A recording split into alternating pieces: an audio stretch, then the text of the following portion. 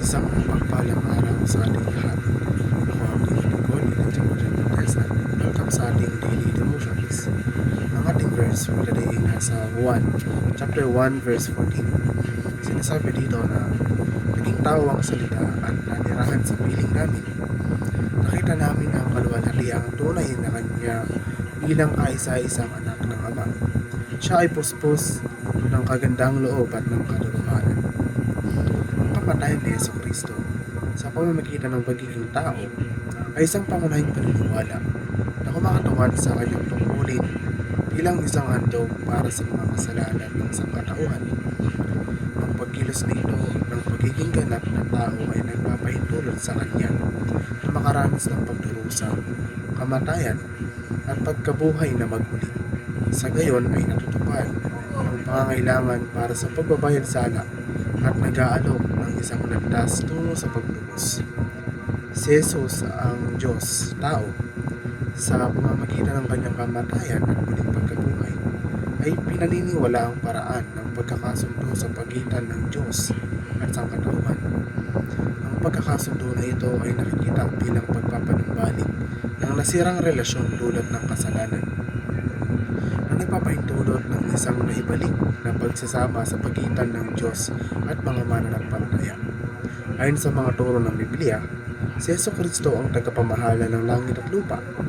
Ito ay isang mahalagang konsepto sa Kristiyanong teolohiya na sinusuportahan ng mga talata tulad ng Mateo 28:18, kung saan ipinahayag ni Jesus, ang lahat ng otoridad sa langit at sa lupa ay ibinigay na sa akin. Ito ay nagpapahiwatig ng kanyang pinakamataas na otoridad at soberanya sa lahat ng nilikha. Magtiwala na dinanas ni Jesus ang lahat ng ating pagdurusa.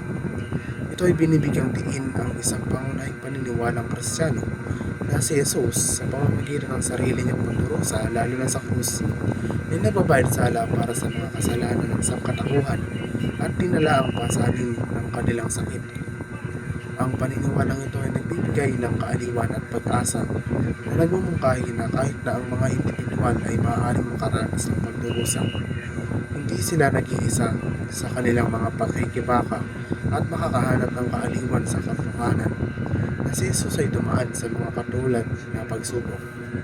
Ang paniniwalang maililigtas ka ni Jesus hanggang sukluran ay ang mga hulugan na kaya kanyang iligtas ng buo at magpakailanman. Hindi lamang mula sa mga kahinatnan ng kasalanan, ngunit mula sa mismong kapangyarihan ng kasalanan mismo. Ito ay nagpapahiwatig ng isang kompleto at komprehensibong kaligtasan na sumasaklaw sa lahat ng aspeto ng iyong buhay at nagpapatuloy hanggang sa kawalang hanggan. Ang pagsuko kay Jesus ay nangangahulugan ng pagkilala sa kanyang otoridad sa lahat ng nilikha, kasama na ang iyong buhay, at pagpili na mamuhay ayon sa kanyang kalooban. Kabilang dito ang pagsuko ng kontrol, pagtitiwala sa kanyang patnubay at pagpapasakop sa kanyang kapangyarihan sa lahat ng aspeto ng iyong buhay. Kabilang ang iyong mga iniisip, kilos at desisyon. Muli, ako ang inyong lingkod, Elijah Morgan Valdez, at dito na nagtatapos ang aking daily devotions.